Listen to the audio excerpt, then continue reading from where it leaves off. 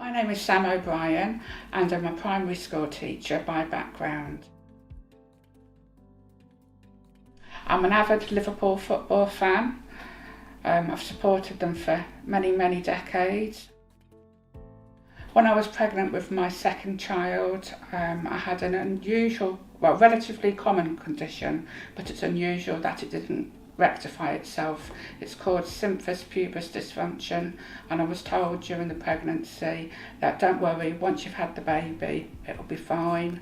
But unfortunately in my case, my pelvis had actually split widthways and gone cranially right on the right hand side towards my head. So after about 6-8 years they decided to operate, and they did a bone graft taking some of my hip. But unfortunately that bone graft failed, so I'm now a wheelchair user, and I use crutches as well to get around for short distances. I've had a mental health illness for 25-26 years, and I've had times when I've been really well and I've been able to be an active member of society. But I've had other times when I've had inpatient admissions and I've really struggled with my mental health. What is different about NAViGO, but it's only by going around different mental health providers that you realise that NAViGO is different. It's not only the fact that it's a social enterprise, it's about the fact that it invests money back into providing better services, and also the way that it empowers service users and carers to have a voice by having the elected community representatives, and it encourages people to have a voice by allowing people to sit on interview panels.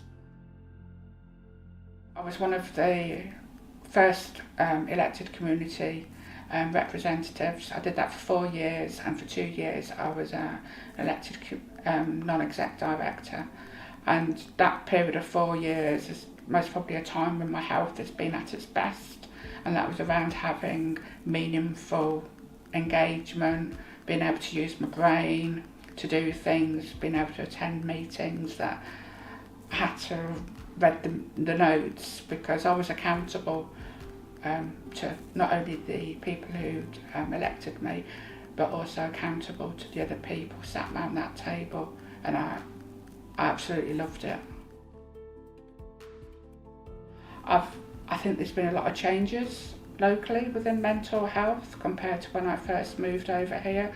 I think there's very much a leaning towards getting people with a mental health illness doing some type of meaningful activity, which is meaningful to them as opposed to meaningful to mental health services. And I think it should be led by the service user, because only they know what works best for them.